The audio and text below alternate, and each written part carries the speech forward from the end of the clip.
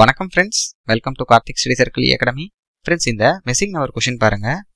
நமக்கு 3x3 matrix கொடுத்துருக்காங்க. கரெக்டா?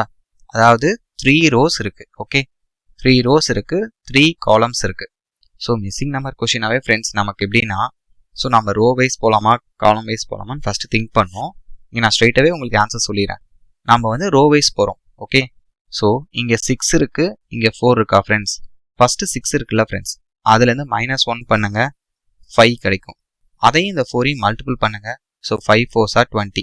உங்களுக்கு இந்த நம்பர் வந்துடும். ரொம்ப ஈஸியான லாஜிக் தான். இப்போ செகண்ட் ரோ வாங்க. ஸோ 12 இருக்கா? ஸோ 12லேருந்து -1 பண்ணால் 11.